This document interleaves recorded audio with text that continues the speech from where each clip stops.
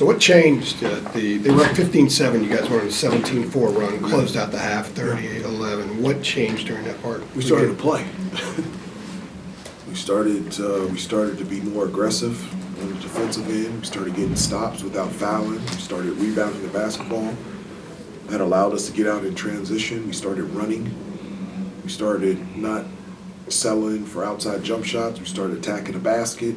We started to establish Armando. We started to move the ball, find the open man without hesitation.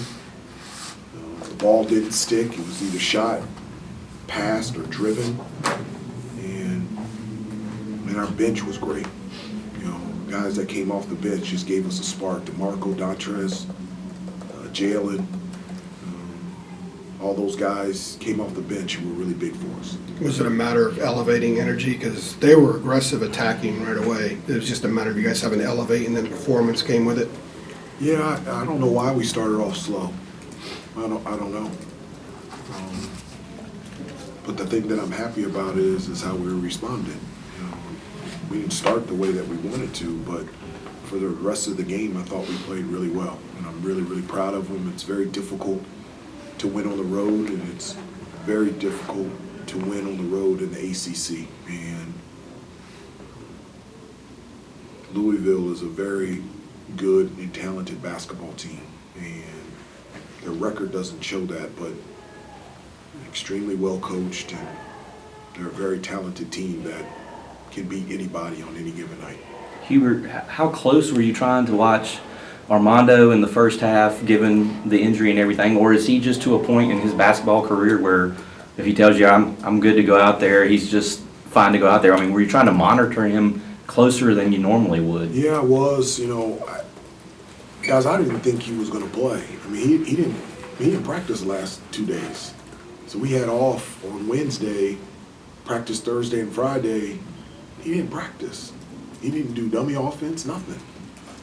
We didn't have shoot around because the game's at 2 o'clock, and you know, after every practice, he kept saying, "Coach, I'm progressing pretty well." And I said, "Okay, well," I said, "that's great," but I said, "Look, I'm never going to put you or any one of the players in a position where you can get injured." And I said, "You know, just keep working out." And you know, as I told everybody before, absent of Armando, we got enough in our bag to win any game. And this morning at breakfast, he said, "You know, I think I'm going to give it a chance to go." And I said, "Well, let's just go and warm up first, and let's just confirm." And then he came in. He says, "I'm ready to go." And so it's kind of difficult in terms of monitoring. You know, you don't want to play him a lot of minutes, but if you take him out and he sits, then he gets cold. Right. And so I'm just. You played him the first 15. Exactly. You just let him go. And I would have taken him out earlier, but I didn't know how to. I wanted to keep him warm. Yeah. I wanted to keep him safe, and I wanted to play him because he's really good. Yeah. And so just trying to think about that throughout the entire game. That's something that I was thinking about nonstop. Must have been a good night's sleep.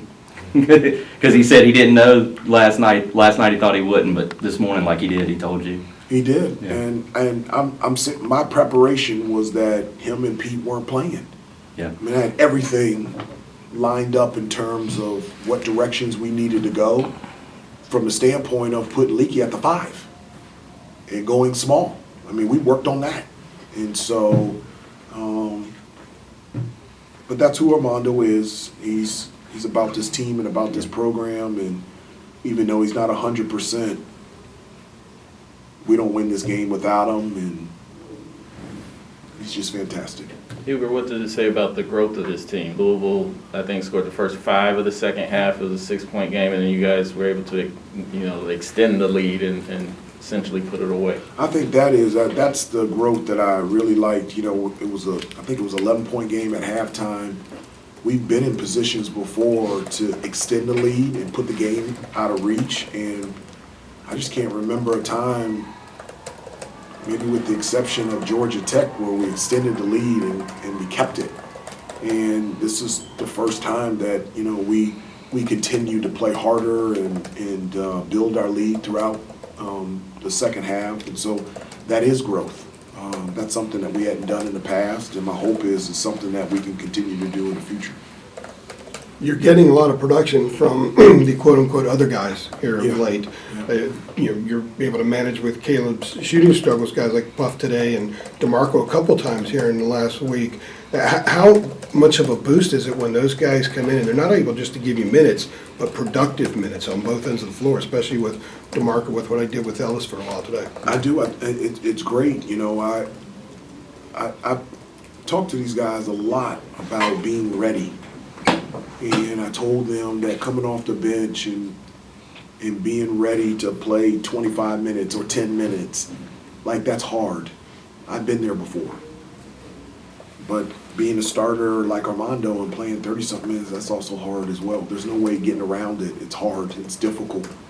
And that's your job, and that's your responsibilities to be ready. And I think it shows a lot about their preparation and the way that they have practiced that allow them to play the way that they played today. And so I was really proud of them. That just really helps us to have that type of bench and that consistency off the bench on both ends of the floor that allow us to be even a deeper team.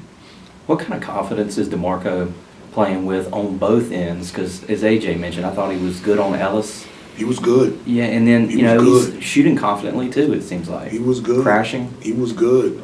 The one thing that I get on him about is to keep it in gear 5. Get it to gear 5. And keep it in gear 5. I think he's so talented. I think sometimes it's not he puts it in cruise control, but when he puts it in gear 5 and he plays defense and from an offensive standpoint does it with pace, I already think he's really good, but I think he's special. And today he played with pace on both ends of the floor. Like Ellis, he was on track to have a huge night. And he comes in there and not only did he score, he didn't put him on the free throw line, and then on the offensive end he tapped the offensive glass, got second chance opportunities, knocked down big threes. I mean, he was good, really good. Anybody else? Okay, thank you.